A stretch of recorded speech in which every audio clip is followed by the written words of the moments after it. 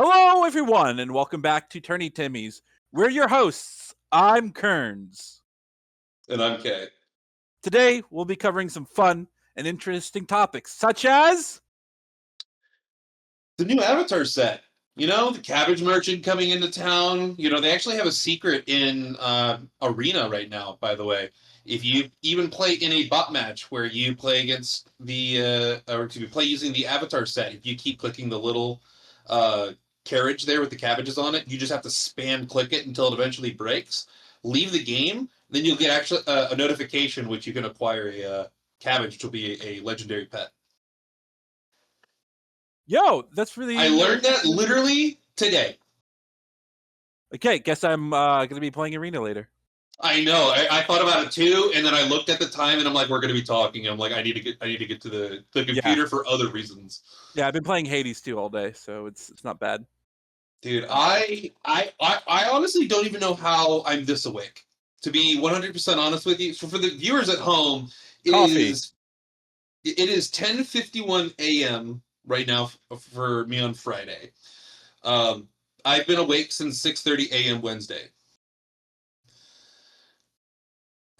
I've worked multiple shifts. I don't know how I'm this energetic, but I'm here. Okay, get some sleep.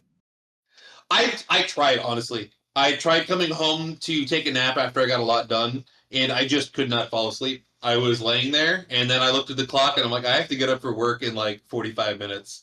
I'm like, I might as well have like something to eat and sit down for a bit while I'm dressed and just before I go to work. I just want to say, I love you. I want you to take care of yourself. I want you to be the best you can be. But you're an adult. I'm gonna go into a slumber today. Okay, then let's talk about Magic so we can get you straight to bed. There's no rushes on that. That's fine. We're gonna talk about the most broken card in the Avatar set, which is of course Sokka, Swordmaster. Okay, we'll get to him when we get to him. Okay, I have him in there as a me card because I have a passion project on the side. They keep giving more pieces, and I don't know how I feel about it, but I'm down to see if I can't make it cEDH playable. Right now, we'll talk about the deck later. We should do it 1 out of 5. 1 out of 5. Okay, so one being what? One being. Are we playing it at 1? Like, is 1 like is it played in a playable cEDH deck? No, I would say we rate it on the power level. As in 4, you'll see it in a cEDH deck. 5, it's like automatic, really, really good. So like Neck Proponent is a 5. Neck Proponent is a 5. What's a Humble Defector is like a 0.5 because you never see it in cEDH. Might be good for certain play styles, maybe, but it's like 0.5. If that makes sense. We're going to go in Wooburg order, and then in that color, we're going to go in alphabetical order. Okay, sort by color, the name, copy. So we're starting with white? Yep. Yeah, and then also sort by name. So group by color identity and sort by name is what I did. 1 in a white, Airbender Ascension, enchantment. When this enchantment enters, airbend up to 1 target creature. And an airbend is flicker, right? At the end step? No, so you exile it, and then they can pay 2 generic mana to play that card.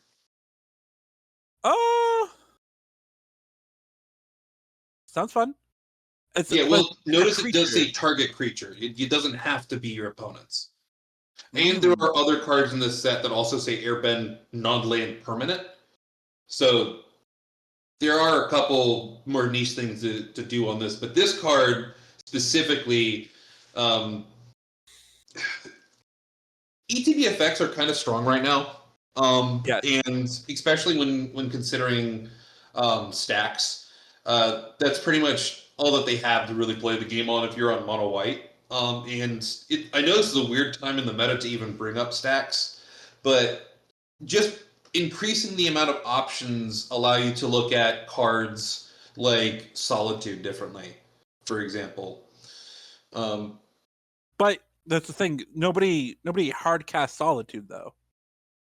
I do. I've done it on more than one occasion in a cEDH game. But that doesn't come up that often. That's what I'm saying. Kinda, yeah. I actually prefer to hardcast it because then flickering gets OP. You're right. Yes, for the mono white players, hard casting Solitude is a good idea. Dude, I was so sad that I could not fit Solitude into my Dog Thrass list because my white I just don't play enough white cards to have something to pitch. That's my only problem.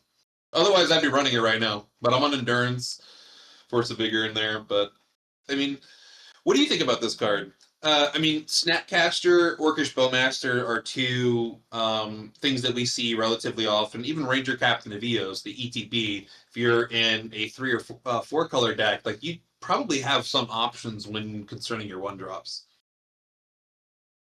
What one drops like for Ranger Captain, you usually get like an Esper Sentinel or a Ragavan or that's really only or a Llanowar Elves or something like that.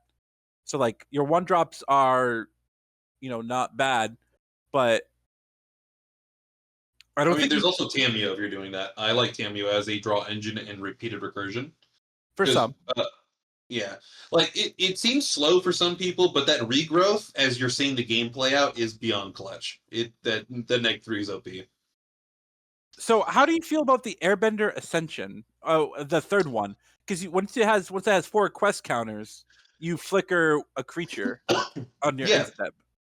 That's the whole point. So, like, say if you have a Snapcaster Mage, maybe you had removal that you used early on in the game, like a Sorts of Plowshares, and you've got this thing filled up, you just go, okay, my Snapcaster that I used to maybe fail on this Gifts line, or use it to try to cast another counterspell, which then succeeded to keep everybody in the game. Whatever situation you find yourself in where you have a creature with an ETB that's useful, Ranger Captain of Eos, Imperial OBM. doesn't... I'm sorry? I was going to say, Mental Speaker, it being one that will be coming out in the future with Lorwyn Eclipsed. So this will help you do things with that. Yeah, bye-bye bank account for that one. God. How many of them are you going to pick up, dude? Just one. Still one. It's gonna. What do you mean, like the bank account then? Is that thing like shooting up in price? How much? It's going to, because it's the best green creature card. It's so good. Let's. I mean, okay. Wait, Lorwyn Eclipse is coming through standard, isn't it? Probably. Oh. Yeah, people might pick it up then. It's claiming that it's going to be $25, but it'll be more than that. Yeah. I mean, we're not even like right at pre-release yet, so like it still could just climb. Yeah, it's going to be on sale 2 months from now, and it's already $25. And here's the thing: I want to buy it right now for $25, but guess what? They're going to be like, "Oh, sorry, it's now like 50, so we're not going to sell it to you," as shops have done plenty of times. I don't know what to tell you there. It's happened to me, so I don't do that. I don't pre-release cards. I don't buy pre-release cards anymore. I gotcha. Yeah, I feel like I should not go through my whole Ragavan spiel again, where like DRC is better, and then I could start talking for like 30 minutes on like other cards that you can play instead. But... The DRC is better in certain decks. Ragavan is better in other decks. I think it is better than Ragavan, period. That's... If you have more non-creature spells, then you should probably think about playing Darcy, because it's really good. And if you're playing Darcy, there's a good chance you want to fill up the bin, your graveyard anyways. So it's pretty good. I think it has a place. The strategies of which can utilize this are going to be much... Plagon. This is a Plagon card. Yeah, it is. It will find a home in decks. So at minimum, based on what you had said for the scales, like we have to give this a 4 because this is at least high power where it's touching cEDH decks, but not a lot of them. I say this is a 3.5, a 3, because like the 5 decks that I kind of go through that are white, none of them really, like with the exception of Airbender Ascension, like Plagon, like what for Airbender Ascension, Does Dog Thrash want this? Does Shurikai want this? No, my Shurikai deck, I'm on Polymorph. If you're on the creature version of this, that one's very interesting because if you're playing the creature version of Shurikai the way that I believe you should be playing it, there's a lot of creatures that they aren't playing, like Kita, for example, is a thing that combos with Dramatic Reversal. And I wish people would see that more often because that's such a good combo. Because you can fight people on the stack with a counter war, and then you go Dramatic Reversal, and you go hold priority, copy it, and they go what? And you go, I win. So Airbender Ascension, I don't like. It'll see play, but that doesn't mean that it's a 4 because You said you wanted it to be like the bracket system. Are we reevaluating our point system again? We are reevaluating the point system. Like, okay, here's how I'm going to put it. Let's say a 0, we're just not considering it in cEDH. A 1, it has at least one cEDH deck, and then 5 would be a staple. Yeah. Does that range work? Yes. So I would say this would be on the lower scale, but I would probably give this somewhere between like a 2.7 or a 2.8. But yeah. So I say this is you said 3.7, 3.8. Said I'll double it to make it a 3.7 or 2.8. Oh yeah, 2.7. 2.75. How about that? Agreed. I'll meet you in the middle. Now for the power level for Monk Gyatso. Yeah, this thing's insane. I need people to realize that. I don't think it's Displacer Kitten broken level though, because that Displacer Kitten has an infinite with the Teferi Time Raveler. You don't see it often, but it's there's. Yeah, this one technically has other 3-card combos that would just like run. It would give you more combos into your deck by giving you a form of protection as a card on its own. This offers a lot. It's very good. Like, but you have to pay 2 for it. No, you may. It's an alternative casting cost. So you can pay the regular casting cost of the actual card after you exile it, or 2 generic. So you can. It's alternative casting cost. You can choose either or. That's pretty good. And that's what I'm saying. It's really good. Oh, I gotta reread Airbending. Yeah, here. Okay, I'll read it for those at home because I know some people are like too busy with work. Maybe they got too much going on in life, college, or whatever, where they don't keep up with spoilers. So I'll go ahead and read how Airbending works right now. So you exile it, and then while it is exiled, its owner may cast it for 2 rather than its mana cost.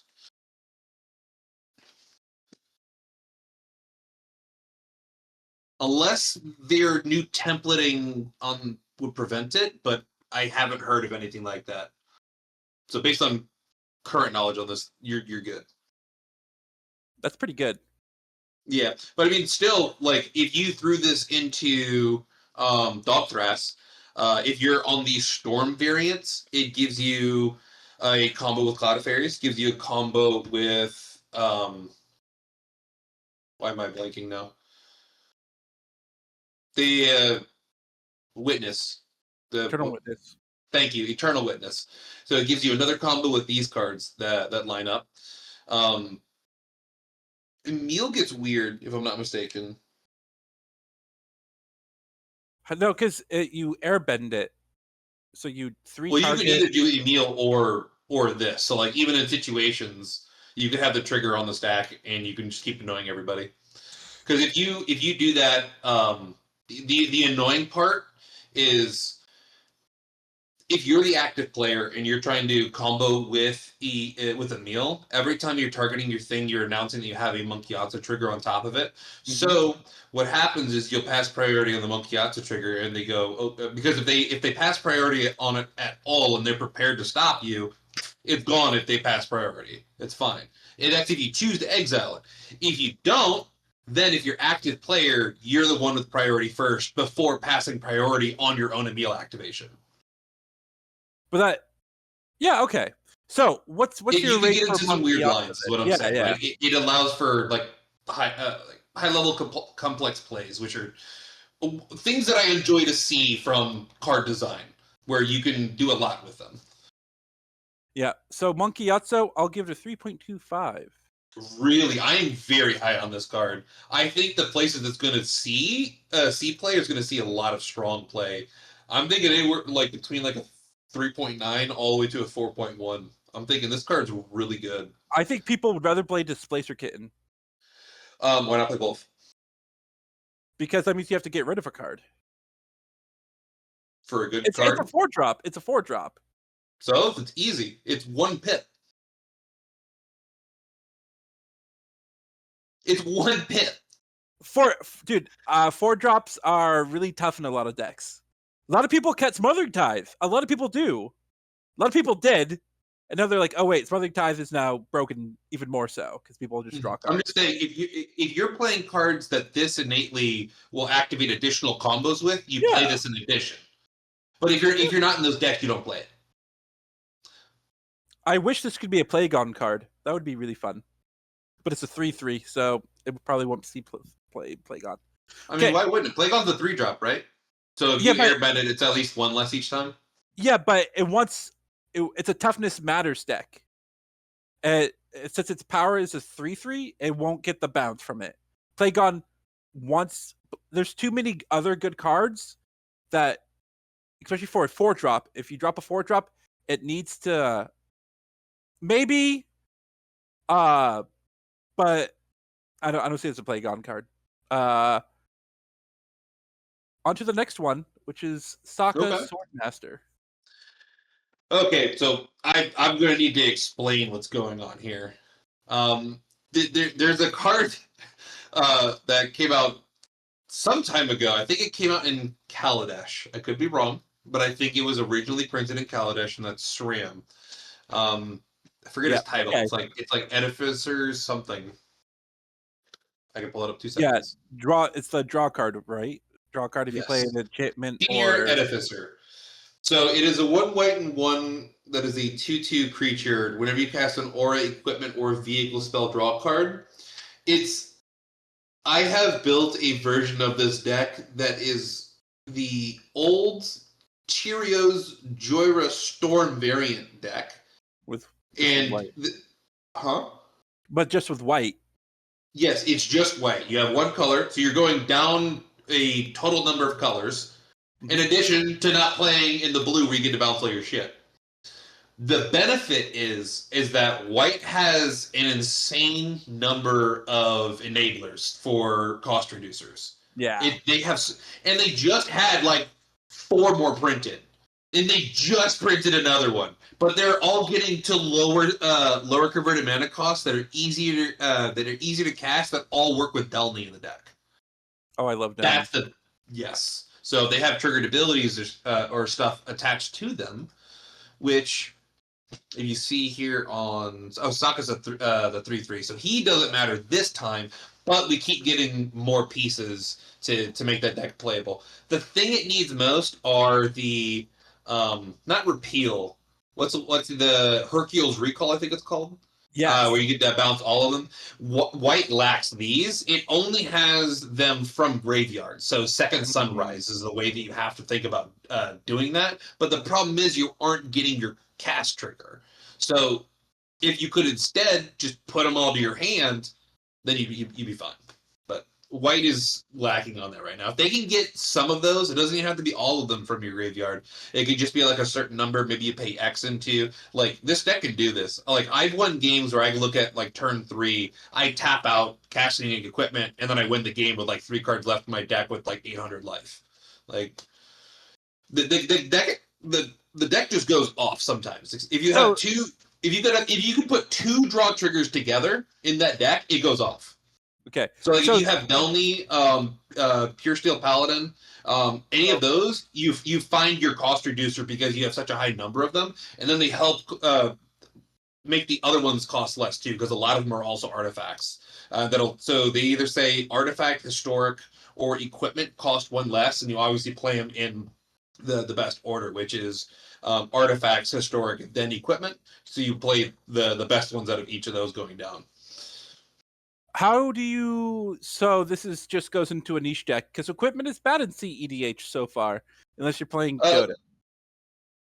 Almost. So you think you're forgetting about Arden. There are still some devout Arden players out there. Awesome. This is a 1 then. Yeah, because it's technically another Arden effect.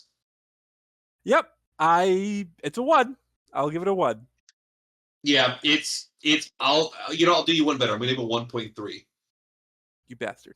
Okay, on to Suki, Kyoshi Captain, which is a 2 to white, legendary creature, human warrior ally. Other warriors you control get +1/+1. 3 to white, attacking warriors you control gain double strike until end of turn. Do we have to say what's in the room already? My dog? Can you read its typing again? Other warriors you control get +1/+1. Magila. Yeah, it's a 3-drop Magila one. It's an anthem effect, and then you give him double strike, so it's multiplicative. Just pop up. Because it's double technically. So you would want to play this in like a Druid's Repository deck, right? Because that's I'm on that. Okay, because with Druid's Repository and this, it's easier to combo. You need less creatures, yes. The big thing is the Anthem effect, because I feel like a lot of Magila pilots have really fumbled the ball on thinking about turning their 18 1/1s into like 4/4s, for example. Gornog is 1 red and 2. I believe he's also a 3/3. Whenever a warrior attacks a player, yes, it turns things into cowards. So you target something from the defending player, from a warrior you have attacking, turn it into a coward. Now there's a new rule in the game: cowards can't block warriors, and they get +X+O, where X is the number of cowards your opponents control. So first combat, they get +3/+O. Okay, that's not bad. What if these things hit hard? Remember Devilish Valet? I had a guy hit someone for over 10,000 with Devilish Valet. Devilish Valet is fun. I don't like that card. It's scary. Yeah, that one's just a nuke. Be like, do you have Swords of Plowshares? You're dead. Like, okay. But the thing is, I don't like those single target stuff. But once you start giving more easier costs like this and keeping them stompy, that's the most important thing. For those of you that aren't aware of what stompy costs are, it's 1 pip and 2 generic for a chunky creature. That's all it is.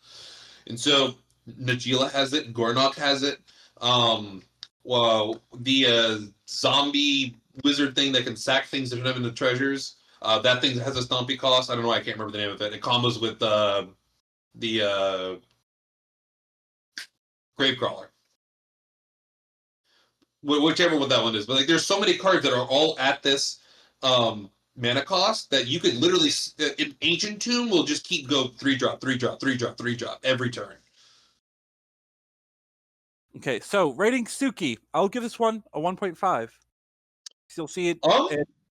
Maybe it's going to be very hyper-specific. I am acknowledging that this is a 1, but I say it's a strong 1, so I'm going to give it 1.1.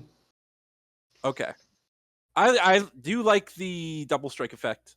There's some it does help close out the game very fast. And now we go for the Duke Rebel Sentry, which is 1 white, and the Duke enters with a +1/+1 counter on him. And tap it, remove a counter from the Duke. Put a +1/+1 counter on another target creature you control. It gains hexproof until end of turn. Is this just a tie-in card, or? No. If you squint hard enough, and I need another card to bring up here to further comparison, it's a Mother of Runes. It's a 1-time effect. These are important again for stacks. I'm bringing it up again.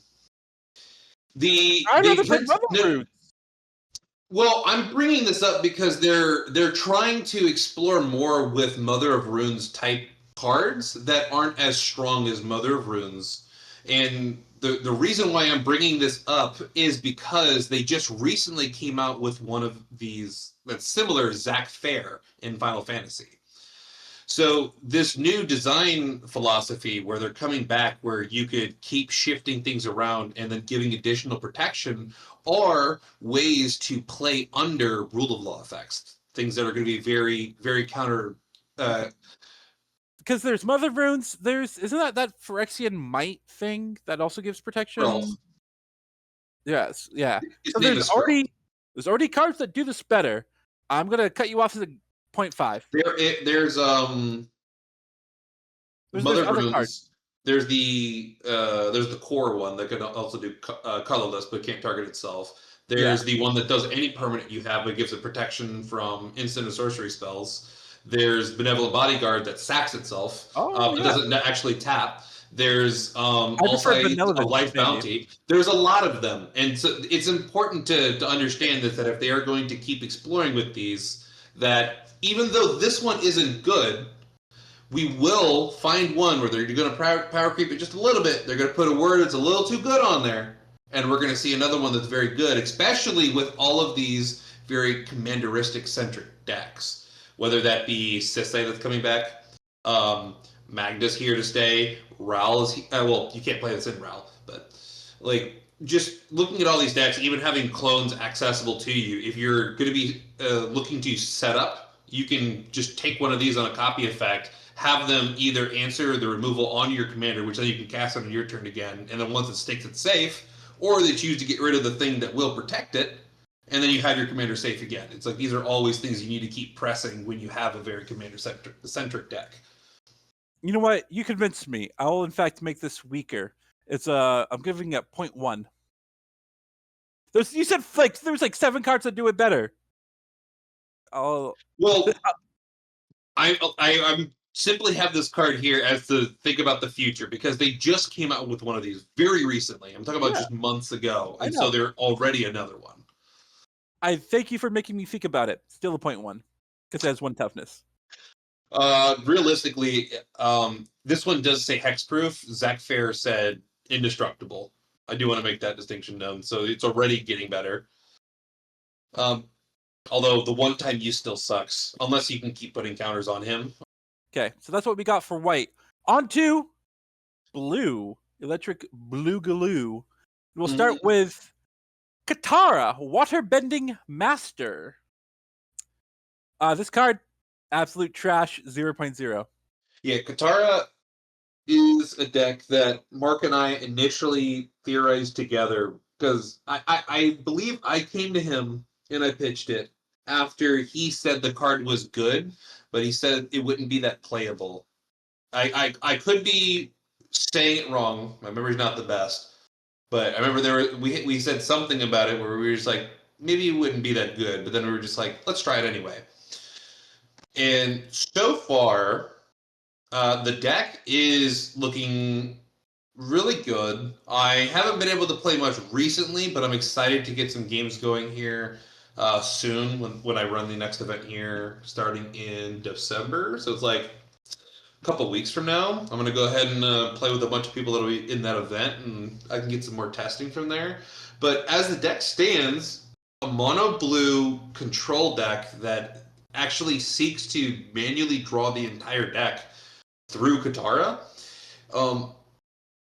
Cards like Flux Channeler, as well as the Wizard Cyclers, because you could use Triskaidekaphile, High Fate Trickster, Valley Flood Caller, all as things to either give you additional triggers on Katara, or to keep all the excess cards in your hand. I've had games where I go to my turn and I know nobody has interaction for my creature because I've just helped everyone stop the game, and I go, cool, attack with Katara.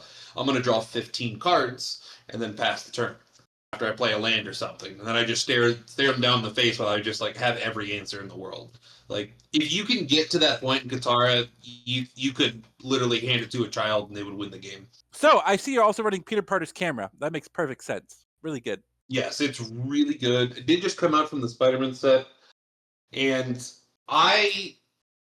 it's so interesting to look at this card because it's just Psionic Resonator, no?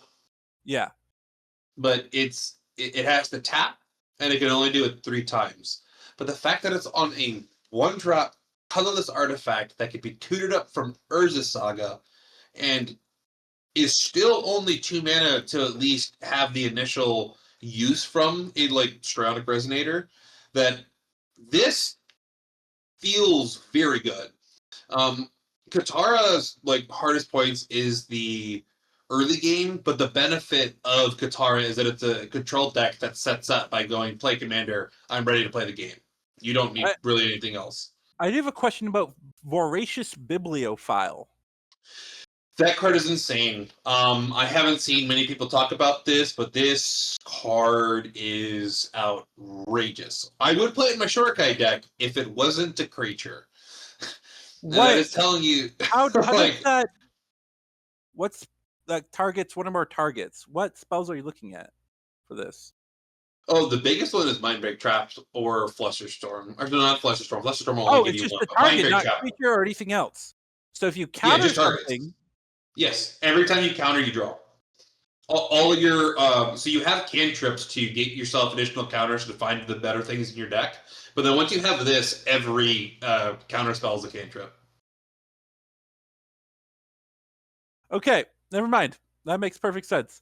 That's funny. Yeah. Also, Statcaster is insane. Yeah. Oh snap. Oh gosh. Yeah. Yeah, that's 2 triggers on Katara. So Snapcaster is in this deck technically a divination. Okay. Katara, pretty good. What do you rate it?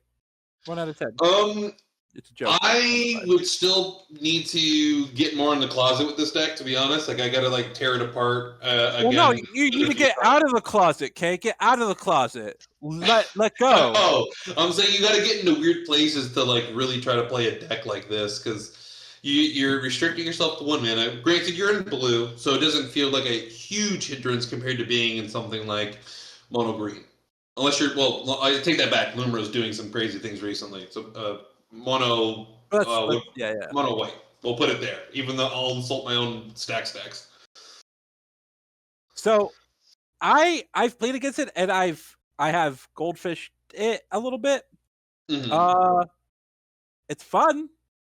I think you have to be very, very. It's a mono blue deck, so you have to A, know the deck, and B, be very careful. Yeah, being very meticulous is a hard thing to come by in cEDH. Like, I think I've screamed it into the aether enough that control in cEDH is different compared to 101 formats. You need to have 3 times the cards to deal with all of your opponent's cards.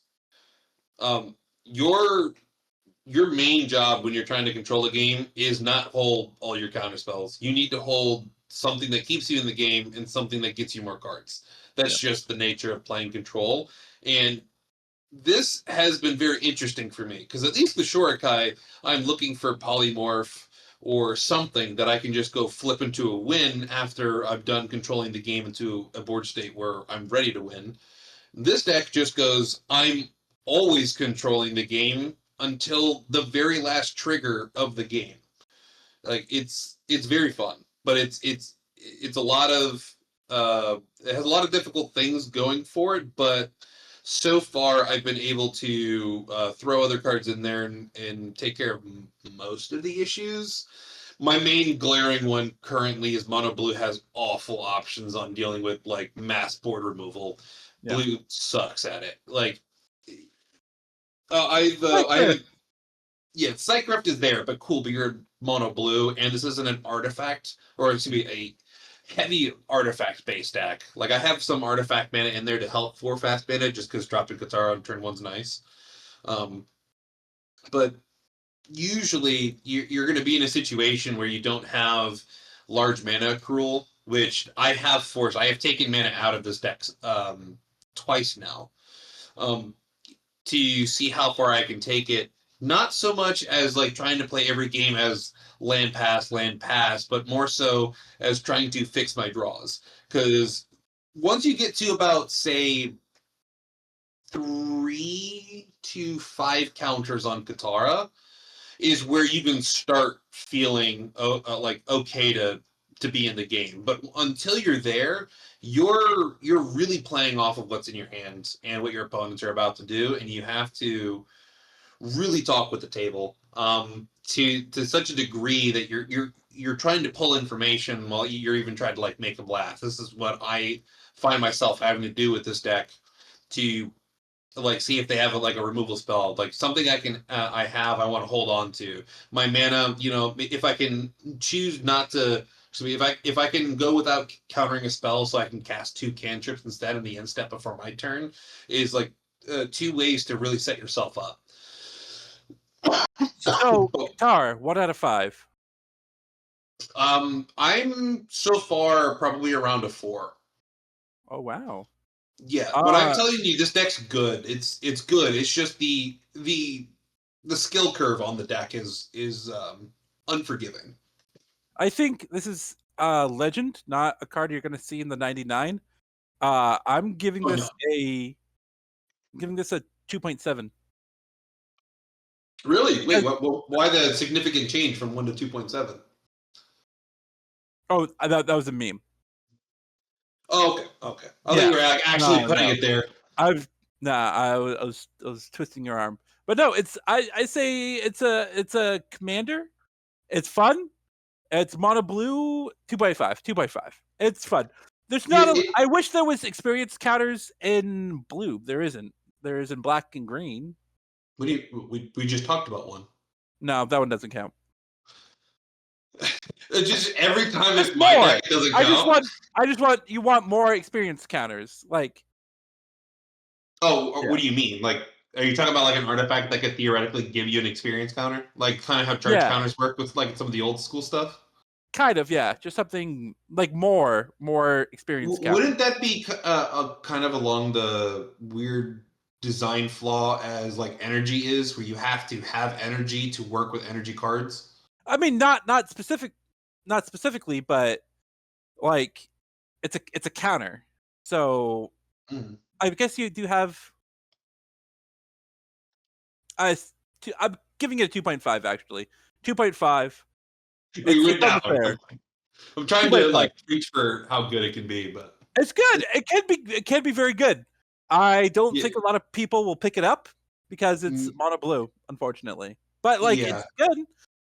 It definitely. I've played it against it with you. I think I will be 100% honest with you. Like every single part about this card is what really makes the card come together. Like the fact that it has 3 toughness. People aren't playing Bolt right now, and I'm fine with that. So if there's no Bolt to kill my boltable creature, it's 2 mana, which is the most minimal requirement I think ever in a cEDH deck. Like your mana rocks stop at 2 CMC. This thing is 2 CMC. It is easy to cast. You can play it turn 1, no problem. And then it also helps you by playing more of the control game plan because your flash enablers, whether it be, maybe you got lucky at a Leyline of Anticipation because I'm on that in the deck. By the way, Leyline of Anticipation, first turn of the game, Mystic, but you respond by casting your rock to cast Katara is really cool. Okay, so we got a 4. Happened once, but it was cool. 2.5. So on to the next one, Octopus Form. Honestly, I wanna hear what your guess is as to why I put this on here. Because it's being played in Lee and Vivi already. Yes. So that's pretty much the only reason for this card. It does not matter that it's a lesson. It's nice that it is one blue pit, but the funny part about it is that 1 mana blue instant is the most counterable card in this entire game, especially in this format. Yeah, but people won't counter this for the most part, unless it's Stellar Lee. They'll counter it if it's a Stellar Lee card, but they don't counter it if it's a Vivi card. You are 100% correct about that. Because at that point, you don't counter Vivi. You try to counter the things that counter the curiosity effects. To an extent, if it's but you counter the Deadeye, you counter the Div Mizzet, you counter those types of things. But that being said, it's another +1/+1 hexproof and untap creature. It's a card that's going to help very niche decks that are having some bit of trouble. I know Stella Lee kind of bounces here and there. Every now and then we'll have a month where we're just like, holy crap, this deck's great again. And then it just drops off for a while. And then it'll be like, hey, 4 months later, it's great again. 3.3. 3.3. I wouldn't even put it that high because like Stella Lee goes infinite with one that also draws a card and untaps, and it's lagging. Yeah. I wouldn't personally. I wouldn't put it towards a 3. I'd probably say more towards like a 2.2 or 2.3. You know what? I'll make it a 3.03. All right. Yeah, we'll make it a 3.04. Probably not a 404 here. Yeah, gotta have fun. Next up is Princess Yue. 2 to blue, legendary creature, human noble ally. When Princess Yue dies, if she was a non-land creature, return this card to the battlefield tapped under your control. She's a land named Moon. And tap, add colorless. Tap strike you. It's very flavorful. I do like it. Very flavorful. I can't hate on that part of the card. It's great. And I'm trying to give the card something nice before I say the real reason why it's even on this list. I have been asked like 10 plus times now about multiple different rules questions with this card because it seems like a lot of people think this just innately goes infinite if you play a clone, and it does not. And I need people to know that. Here is Kay's Corner. Here, where Kay is going to go off topic about a card that is not really cEDH viable. Go ahead, Kay. Well, I wanted to bring it up because people were talking about putting it in their cEDH decks if it's just another way to go infinite, having infinite ETBs and infinite leave the battlefield triggers, but that's not what's happening here. So there's going to be multiple type and text changing effects happening, but they all happen in different orders because of layers, so they never repeatedly see each other to actually cause the state-based actions to go off. So this card, when you play the clone, like if you copy UA, it's going to die to the state-based action legend roll trigger. Come back. It'll come back as a hold on. It's called Moon, right? Like it's like the actual Moon. Land called Moon. Yeah, so it's going to be it's going to remain legendary. It's not going to be a creature. Because it's not a creature, it doesn't have creature types. It will still have the ability tap for a colorless. And it will be called Moon. I think it still has Scry 2 though on it.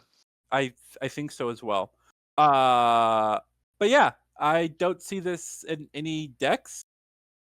0. It is a 0. It is 100% a throwaway card on this list, and probably our only 0. Okay. Let's go to the next one. Spirit Water Revival. 1 blue. As additional cost to cast a spell, you may waterbend 6. I want to highlight that it's important that this one says may, because there's multiple other ones that don't say you may waterbend. Okay. You may waterbend 6. Draw 2 cards. If this spell's additional cost was paid, instead, shuffle your graveyard into your library, draw 7 cards, then you have no maximum hand size for the rest of the game. Exile Spirit Water Revival. It is a wheel. One-sided. Yes. Pretty good. You know what's better than let me do the math. A 9-mana wheel. One-sided though. It's one-sided. You've got to tap creatures and artifacts, right? Yeah, it's convoke and improvise, which is but not only bad. Pay for generic. So this card isn't in here for that part. It's in here because this deck will pop up every once in a while because it is a good deck, but Wheelie Odd. This is a Wheelie Odd card. Oh, because it's Waterbend 6, yeah. Yes, it's all generic. So technically, this is 2 blue, shuffle your deck, draw 7. That's pretty damn good. That's better than Ancestral Recall on rate.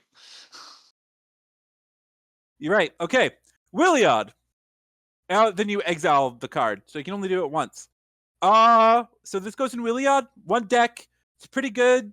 I like it's 3 mana draw 2. That's not great. I wouldn't play it as actual divination. Like I think this almost entirely has one home, and it's just Wheeliod. But it's a 2. I would put it at a 1. I only see one deck that 1.8. currently. Yeah, like here's another thing that I also did see possibly coming from this, and you could disagree, but if I'm not mistaken, you're usually on my side when it comes to wheels. Wheels are great. I don't mind having at least one wheel in my deck. Yeah, because it's a card that it's a Yeah. I have heard a lot of people complain that their issue with wheel effects is that they don't like giving cards to their opponents. Now, for that type of player, this card could be somewhat enticing if they are playing a strategy that is very to the board, whether that be a Thrasios deck that's looking to put tokens on the battlefield.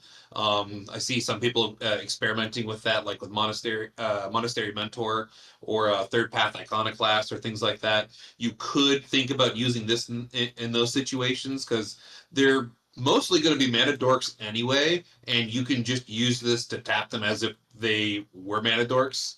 So this pretty much is always going to be a 3 mana card in those types of decks where that type of player might want to have this card. So I'd probably say 1.3 on this card is like my final answer, but something to at least note. I'm going down 1.5.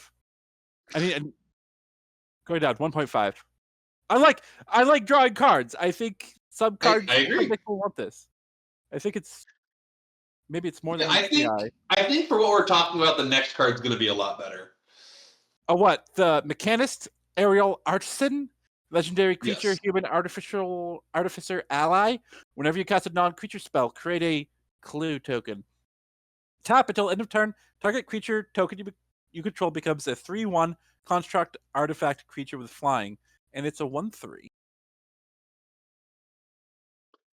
There's going to be decks that are going to be running the Cabbage Merchant that are going to be probably more mid-range control.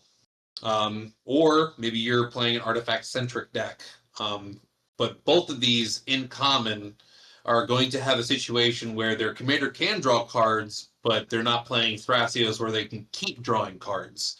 And I think this card does serve a purpose in those decks. It has one power, which is important for decks like Malcolm Timna, where you would play Delny. Because then every time you cast a non-creature spell, now you're flooding with clues. And then anytime you have excess mana, you just start dumping it into your clues to draw cards. So I think this card will see a fair chunk of play, especially for those that are that really like to get comfy in their seat, go towards like turn 4, turn 6, and have like a good mid-range type of game plan. Like this is going to be very appealing for those types of players.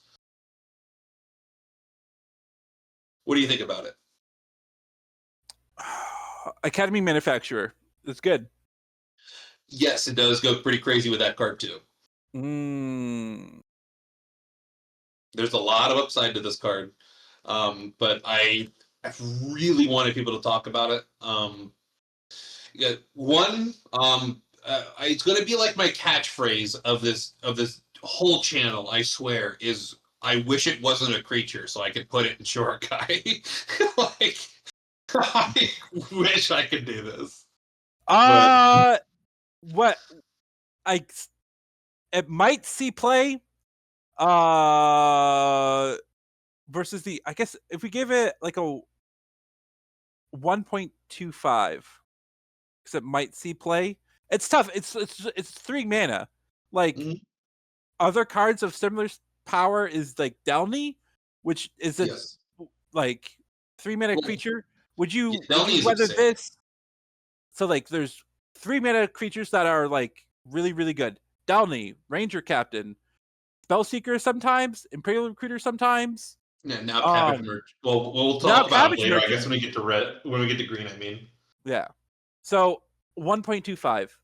I think for decks that have a lot of mana and cast like a lot of spells, this could be a very good thing, especially if you absolutely. are. Does Timna Malcolm run Academy Manufacturer? Sometimes, yeah. It depends on the pilot. You won't see it unanimously, but yeah, it's a very good card in that deck. Yeah, if you run Academy Manufacturer in a Malcolm deck, think about this one. Because Malcolm gets blasted a lot for some reason.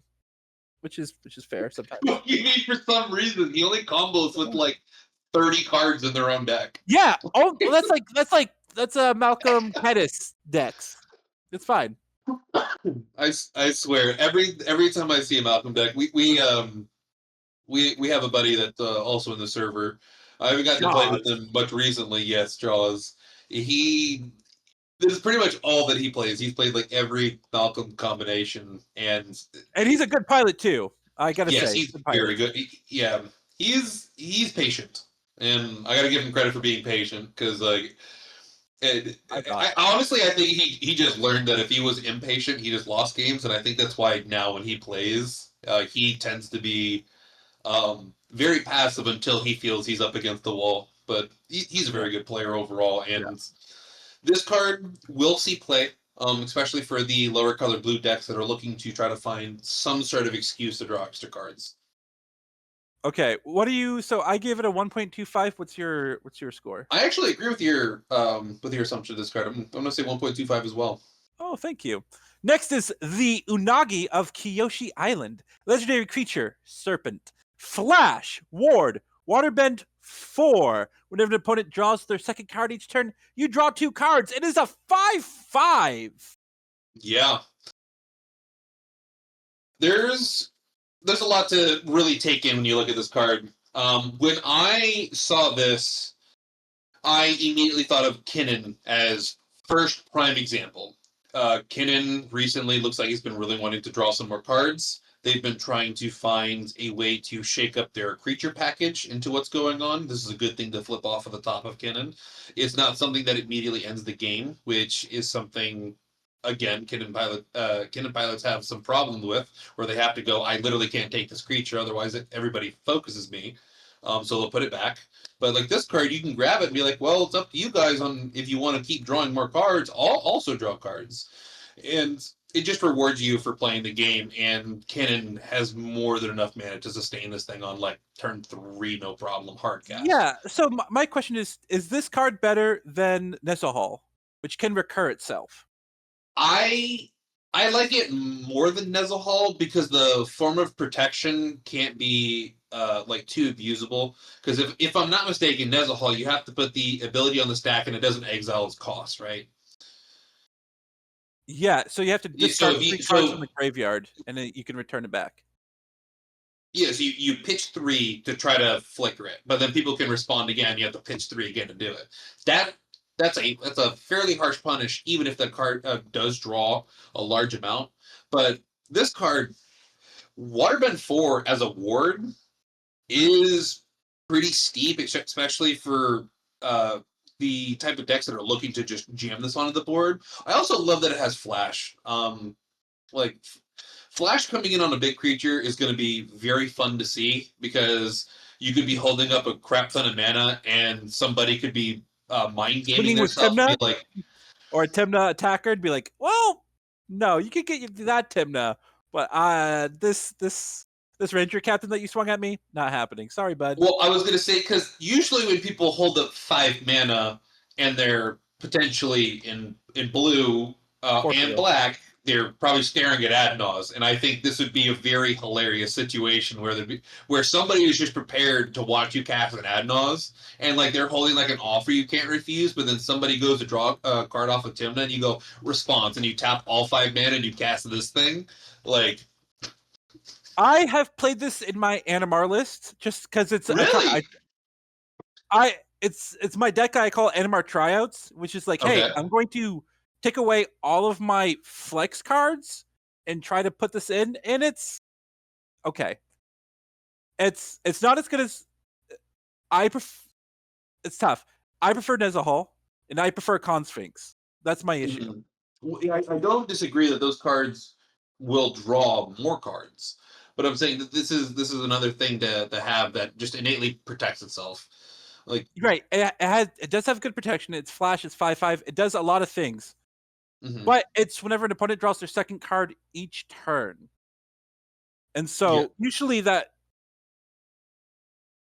usually means sometimes you can draw 4 cards in a turn. yeah, Sometimes, it's basically a big fairy mastermind without the activated ability, but you draw two. yeah. It's an almost card. I'm giving this a straight up 2 because this can 2.3, 2.3. I think it's a 2.3 because it's an almost. It's an almost. Some decks will Mm, want this. Some like Kitten might want this. A lot of decks might want this. It's good. It's good. It's a 5/5. It's got flash. It can. But the thing is that right, we are in a Ristic in the One Ring era. So like there are people love to draw cards. I love them as yes, well. same But here. Oh my god. this means opponents can like think a little bit smarter to be like, oh, I will deny this Ristic Study trigger so he doesn't draw 2 cards this time. If it's Yep. like, or it's like, oh, this one Ristic Study trigger, this is their second spell, whatever. I'll draw. They draw 2, and then if they continue drawing Ristic Study, it's only 1 trigger a turn basically, Mhm. which makes it Yeah, meh. I mean, it is pretty funny though that you can just in somebody's turn draw 6 cards, go to the next turn, and then draw like 4 more. Yeah. Okay. What's your? I gave this a 2.3. What's your? So for me, I typically play Tiny Creatures deck. So like for me, I don't have a place for this.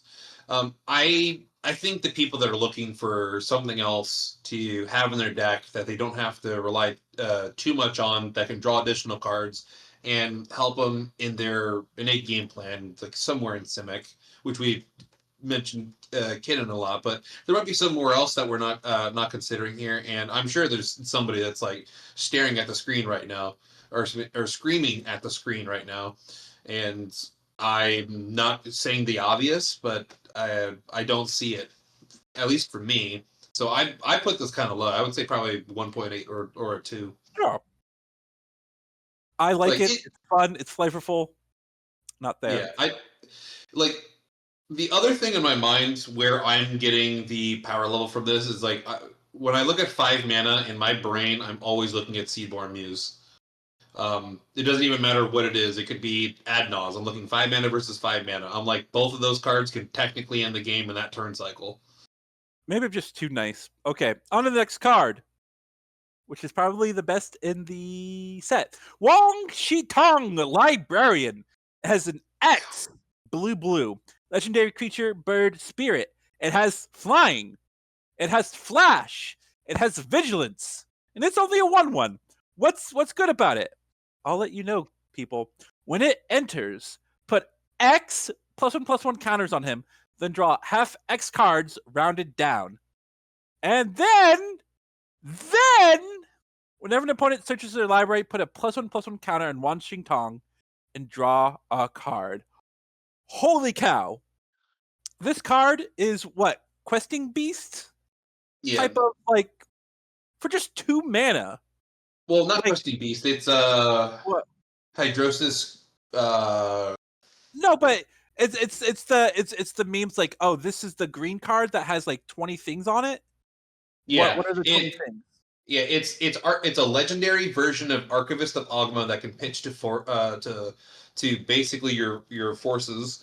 On top of that, you can you can cast this as a way to just dump mana to draw cards, kind of like a Sphinx's Revelation type deal. But it is rounded down, but that's fine. It's going to be on a body that can always give you a Timna attacker in the air while being a blocker for things later on, because this thing will get large. Like we've seen Ledger Shredder before, even though it's not a good card, the card gets big. And this one will not be that much different, and people are definitely going to feel it, especially if they're playing a deck that uses its life heavily as a resource. Yeah, I love this card. Same. we've talked about this on this card on the channel before. I'm Yeah. giving this a 4.99. The more I look and read this card, I can't. I'm just like, oh, it's an infinite mana out. So it's like on the whole picture, as this is now the best 2 mana draw engine in the game. Yeah, it just knocked Archivist down to 2. Right? It's now the best. It's now the just best 2 mana draw engine in the game.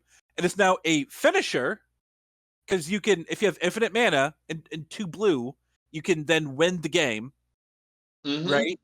By drawing your whole deck. If you somehow don't have a Thrasios or Kinnan or whatever, but even if you don't, late game, this card with X, like if you have, if I am hellbent, I draw this card and I have like 7 or 8 mana. I'm like, oh, thank the Lord. Yeah. Boom. Drop it. No. Draw 2 or 3 more cards. It replaces itself, and so that's like the. I want to remind you of something that it seems like everybody's forgetting. It's draw when it hack, enters the battlefield, it's a 1/1 for Delny. Yeah. It's a 5. Never mind. I think it's a 5. Yeah, I was gonna give it a full-on 5. It's a 5. Yeah. Yeah.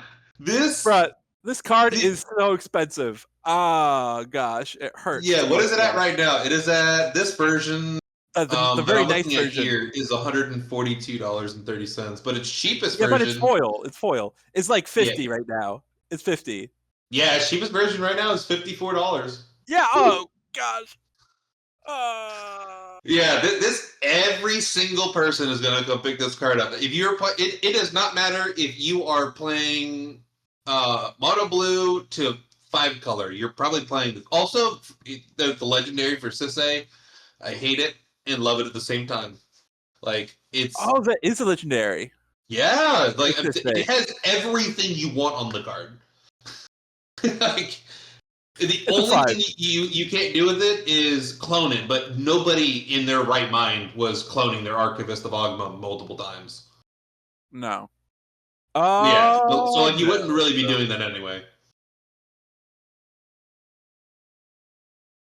This card's so unfair. I love it. And I'm gonna tell you, everybody loves this card because it just does a little bit of everything for just 2 mana.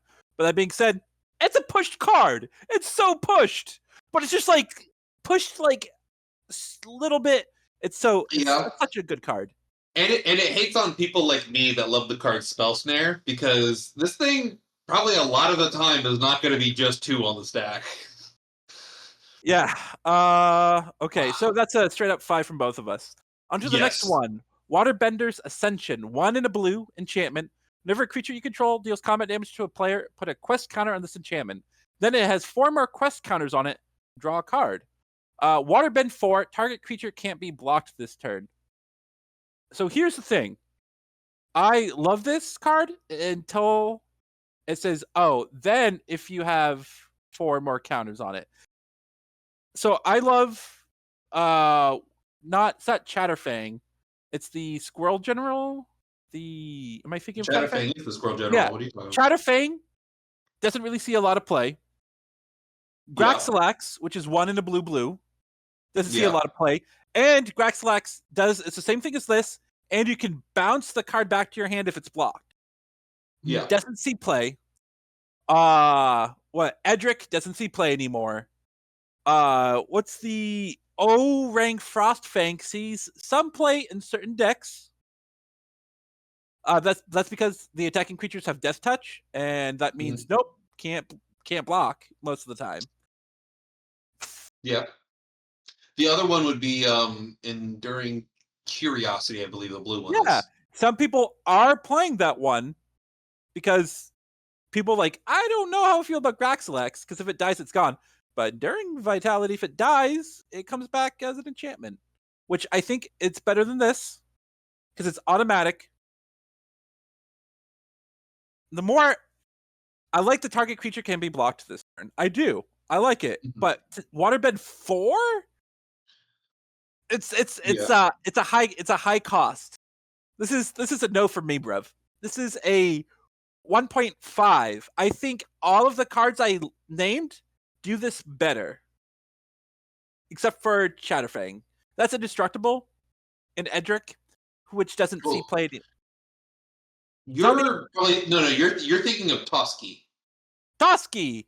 Toski, thank you. See? Yeah. I knew it wasn't That Chatterfang. that threw me off there for a loop because you were saying that it was drawing cards. I'm like, no. But No. the Squirrel General is Chatterfang.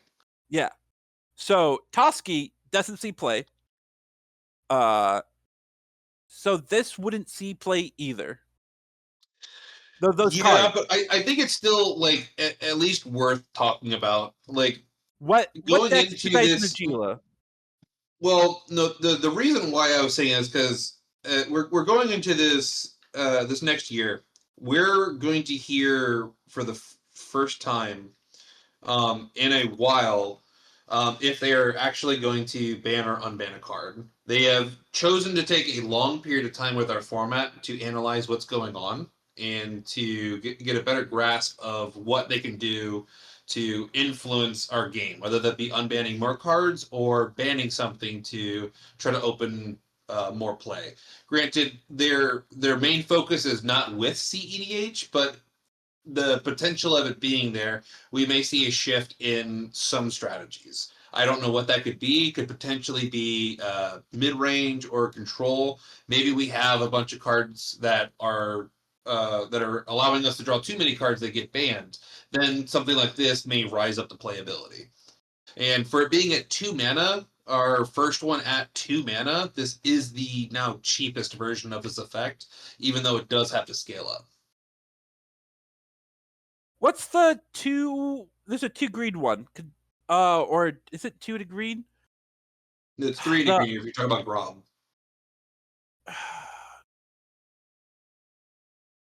Just describe what it is that you're talking about. I could probably figure out It's a better. Kadalni Heart Expedition. Give me a second.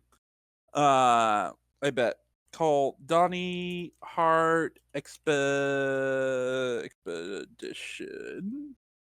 I am now. Yeah, Kalani Heart Expedition. It is a 1 in a green. Whenever a land you control enters, put a quest counter on it. Then it has 3 or more. Sacrifice it. Search your library for 2 basic lands. Yeah, that's why it never sees play. Nobody cares about basic lands. I putting like here's the thing. Druid's Repository automatically gives you mana when you attack it, right? There's Yeah, yeah. I believe it's attack triggers. I haven't played Nagila in probably about Yeah. almost a year now. What's the green card 2 to green that gives you a Guy's Cradle if you flip it with 4 more creatures? Growing Rats of Itlamok. Grove Rights at Klamuk. That sees play. This will not. This is a 1. 1.2. I don't know what cards you think are gonna get banned or unbanned.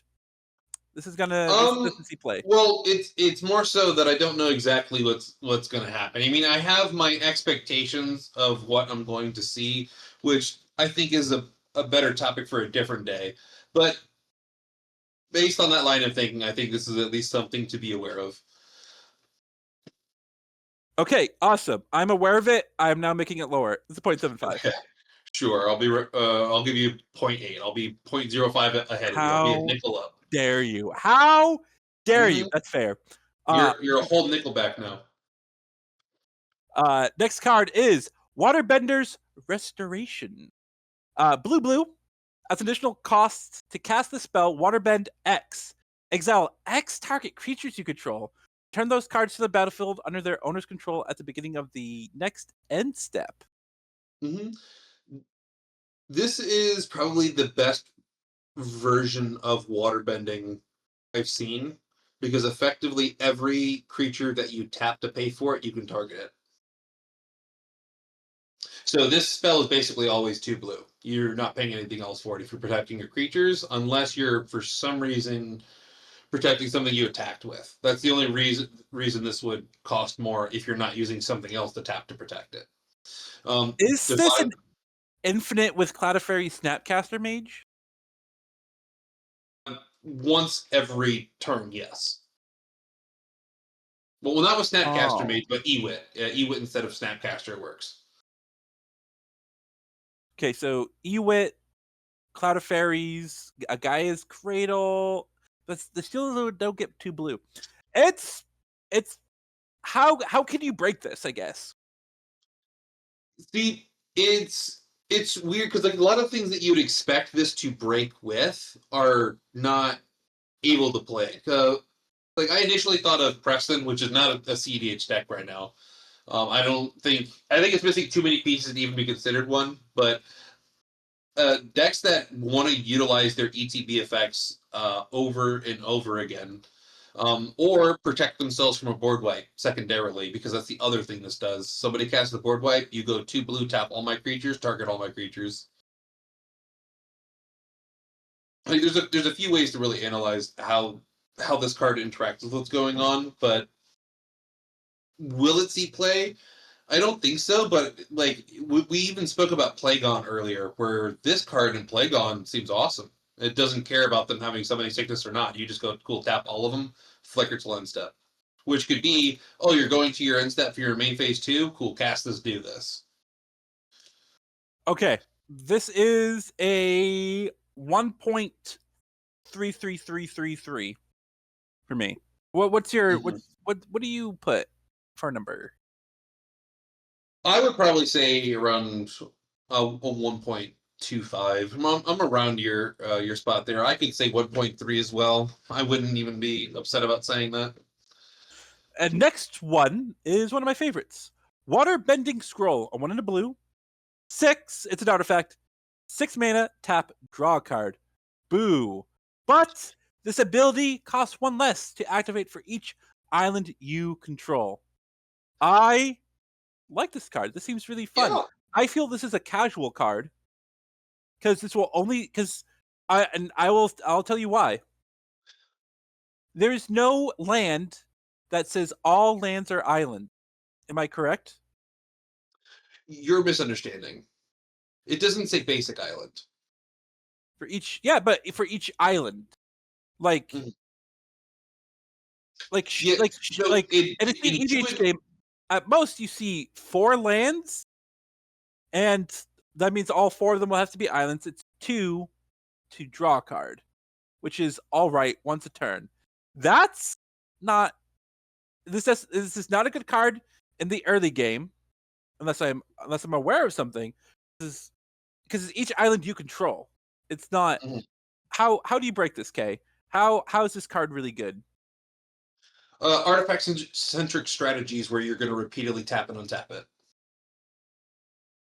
So for me, I'll just use my one of my main decks, for example, your Shorikai. That deck very clearly for its first 5 lands goes islands, and I very regularly get to anywhere between 5 to 8 lands in that deck. Probably, I would say in the majority of my games that I'm going towards. Turn So you run 5 this in beyond. Shurikai? Um, it's definitely in the spot for potentially running it, because if I do put it in there, because I already run something that's very close to this, it's Staff of the Storyteller, which that card is effectively just 1 every turn. Go ahead and keep drawing cards. But I prefer Staff over this one. Yeah, same, but that one does require a colored tip. Yeah, the colored white pip is annoying because the white cards that do matter in that deck at instant speed are uber important, but most of the time it doesn't really come up with how I've built the mana. But this card does get to a point where it is super cheap and extra abusable. So if you're on the extra keys or things like that, as you're getting into the game and you're looking to dump your mana, it effectively feels like a Thrasios without having Thrasios in the command zone for decks that are looking to try to go into this mid-range or control strategy where they always want to keep making their land drops and keep making the next step in the game to get to their win. I see the potential in this card. It doesn't look amazing at first, but once you put it into a deck that has that sort of shell built around it, this card becomes good. I think you have to be already situated in that style of deck. Maybe Urza. I said Shorikai. You could even play this in. There's non-basic lands or islands. Yeah, it's the Harbinger of the Seas. It's the Yes, Blood Moon there for is that. one. Yeah. I lied. I was going to put this as a 0.5. I will now put this as a 0.6 for its activation. I knew you were gonna say 0.62, but all right. For me, this is like a 1.5 or a 1.6. This card is good. If you're lacking in some of the other things, for example, like the artifacts that my Shurikai deck could use, like maybe Tameshi wants some extra use out of this, but Tameshi bounces their lands a lot, so that one's probably not. Probably more so towards like maybe Emery. Emery is played by very few people. I have been enjoying that deck. I do find myself having a lot of islands in play, but that's also because I'm also on all the fetches for them. But I see the use in this card. Plus, the other thing to note is it doesn't say it doesn't stop reducing it less than 1, so it can become 0 tap draw card. If you have 6 islands in play. Yes, which in my Dog Thrash list I get to quite frequently by turn 5, or I have more lands than that. Yeah, but by turn 5, you drawing a card a turn. Because Dog Thrash doesn't play. I mean, I guess with Derevi. But no, you're using. No, this is great in Derevi. What do you mean? Okay, this is all right in Derevi because it's an infinite card draw outlet once you have the infinite mana. Mm-hmm. So you'd be playing this in addition to your 1 mana and Shurikai in your deck. So do you run this into your Dog Thrash? No, but if I was still working on my Derevi deck, I would be running this. I don't work on that Derevi deck right now because I wasn't the one who really played most of the Derevi. It was my brother. He's the one who loves it, so I would always do some extra testing for him to see what I could find. And I like Derevi as a card. That's why I still enjoy running him in my Dog Thrash list as one of my win cons. Okay, so you don't run this in Dog Thrash. You don't run this in Shurikai. On to the black cards. We're going to do Desperate Plea. 1 in black, sorcery lesson. As additional cost to cast a spell, sacrifice a creature. Choose one or both. Return target creature from your graveyard to the battlefield if its power is less than or equal to the sacrificed creature's power. Destroy target creature.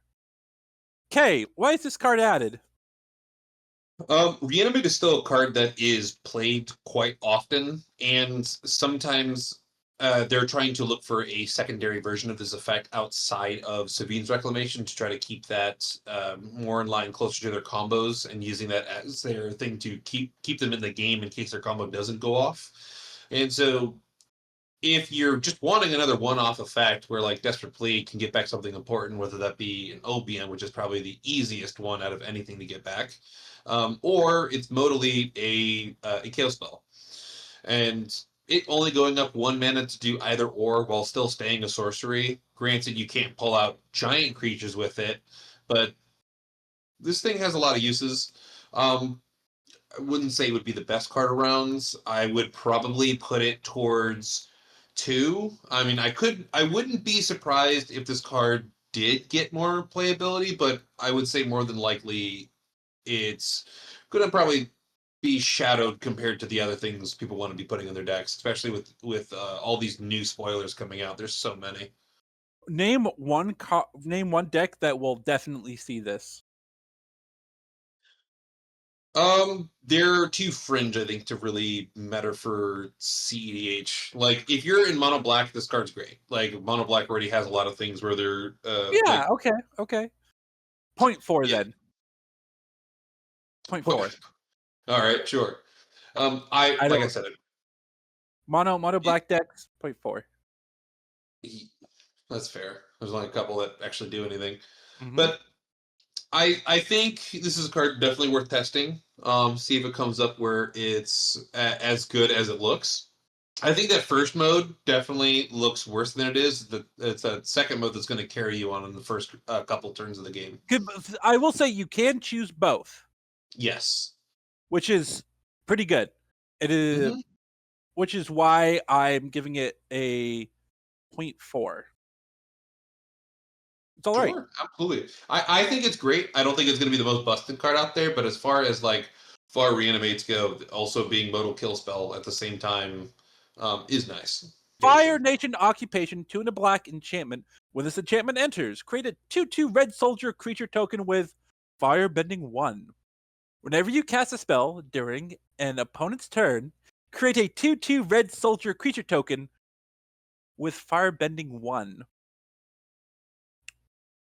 How does this read to you? I want to ask you before I give my thoughts on this card. If you're a spell slinger in a black deck, you get Tymna attackers that make Firebending 1. Yeah, they make red mana that doesn't leave during phases in combat. So it doesn't leave at all during combat. I think this is for a Tevish Thras list. This could be pretty. Oh, yes, yeah, exactly. This is a huge Tevish Thrash card. Oh my gosh. Like, yeah, because you could start giving you bodies to feed your cradle count even faster with Tevish, and then all of them you go to combat, and before any of them die or anything, because you get to keep all the red mana, shove it into Thrasios. Yeah, okay. I like that. I like that. Yeah, it's cool. And that deck is as far as like the other Thrasios decks are, some people play it more turbo. I think if you're going to play it turbo, just play Frankie instead. You have more options to win the game that way. But if you're playing Tevish Thrasios and you're playing the control game plan, which I think you should be doing with that deck, this is a super appealing card. Okay. You know what?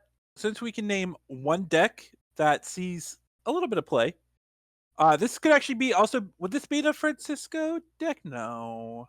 No, they aren't trying to really go past turn 4. Like, they're a green deck, so like they can grind with the table a little bit. Like, if they think they can do better on turn 5, they will, but they want to go fast. Like, they're on Necropotence, Adnals, and things like that in the Thrasios Frankie version.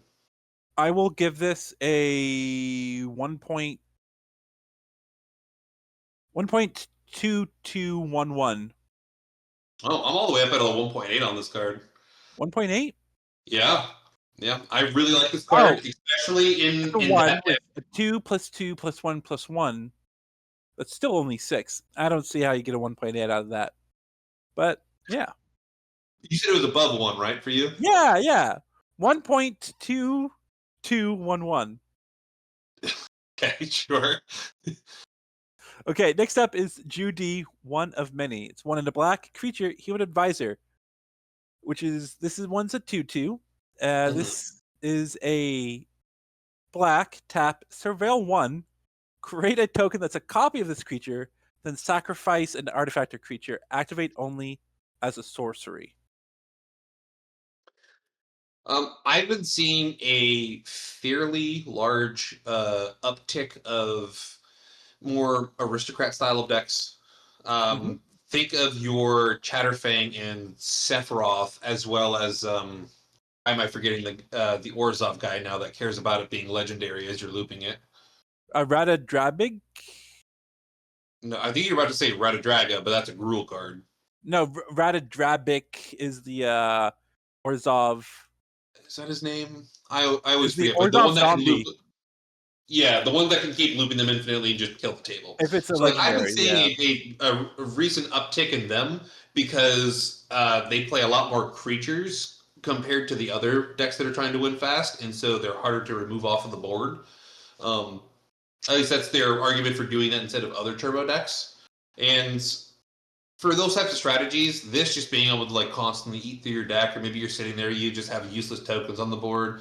This just turn after turn, you can play this in many different ways. You can start using this to eat other things you have on the board. You can use this to just eat the token it creates because it does it in order of the text. So you create the copy, then you can sacrifice the thing you just made. It's self-sufficient. It allows you to scale up, all while digging through your deck and have and filling your bin at the same time. I think the card's good. I think its big highlight though is going to be probably in tie-in decks. I feel like that this should be a deck, or this should be a card that should see a decent number of play in there before they. See. Like just being able to constantly keep getting rid of things that you want to bring their ETBs back for. Maybe it's like an OBM because OBM is one of the best cards in there. You can keep stacking it off with that. Maybe you have. Why am I forgetting the Planeswalker's name now? The one that's colors? Green black. Oh, Grist. No, the other one that you can attack creatures as though they don't have summoning sickness. Oh, Tyvar. Tyvar, that's what it is. Yeah, so Tyvar works very nicely with this card specifically. Oh, I see. Yeah. Yeah, you can just go black mana, black mana, black mana, black mana, keep going. And then for a Tayam deck, that's really good because Tayam doesn't care about them being non-token, so all of them keep giving yourself vigilance counters while you're digging and getting yourself ready to just pull stuff out of your graveyard. It's an interesting card to think about. I like it. I probably wouldn't give it anything higher than a 1 though. You see, you feel this one would see more play than Fire Nation Occupation, or less. This one sees less play than Fire Nation Occupation, which you gave a 1. Oh yeah, I think there's way more people that would want something like this. That's a Monastery Mentor effect that gives them additional mana back. Even for other Thrasios decks that could potentially be in black, like in TNT or something. Like I think those people would be tempted by this card, and maybe if that's more towards their playstyle, that they would play it. Which ultimately means for me that Fire Nation Occupation would see more play than Joo Dee. Okay. First off, it's not Joo Dee, it's Joo Dee. Sorry, Joo Dee. Sorry, I'm looking at multiple cards ahead on too at the same time.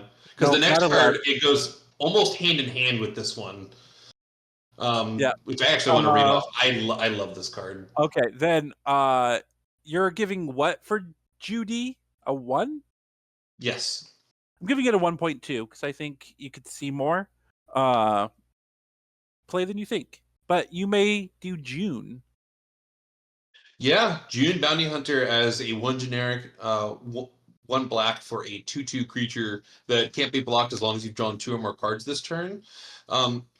It's for all the same reasons help out even more decks than I think both of those combined. Like I think people are going to be tempted to see June and Fire Nation Occupation in their Tevis Thrasios deck.